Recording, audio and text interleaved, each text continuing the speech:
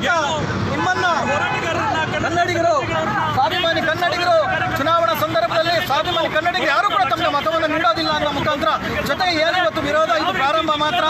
ಮುಂದಿನ ದಿನಗಳಲ್ಲಿ ಮರಾಠಿ ಅಭಿವೃದ್ಧಿ ನಿಗಮ ಪ್ರಾಧಿಕಾರ ನೀವು ಹಿಂಪಡೆದಿಲ್ಲ ಪಕ್ಷದಲ್ಲಿ ರದ್ದು ಮಾಡಿದಂಥ ಪಕ್ಷದಲ್ಲಿ ಮುಂದೆ ಬೃಹತ್ ಹೋರಾಟಗಾರರು ಅಷ್ಟೇ ಅಲ್ಲದೆ ಸಮಸ್ತ ಕನ್ನಡ ನಾಡಿನ 7 ಕೋಟಿ ಕನ್ನಡಿಗರ ಒಂದು ವಿರೋಧವನ್ನ ಬೃಹತ್ ಮಟ್ಟದಲ್ಲಿ ತಾವು ಎದುರಿಸಬೇಕಾಗ್ತದೆ. ಈಗಲೂ ಕಾಲ ಮಿಂಚಿಲ್ಲ.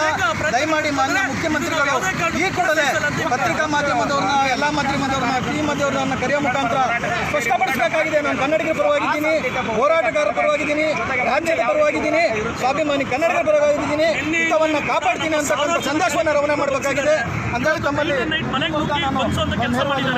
ಏನಿದು ಪ್ರಜಾಪ್ರಭುತ್ವನ ಅಥವಾ ಏನು ರಾಜಕೀಯ ಪ್ರಭುತ್ವನ?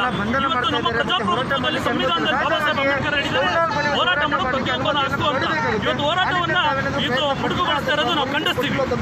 ನಂತರ ಯಾವ ರೀತಿ ಒಂದು ವೇಳೆ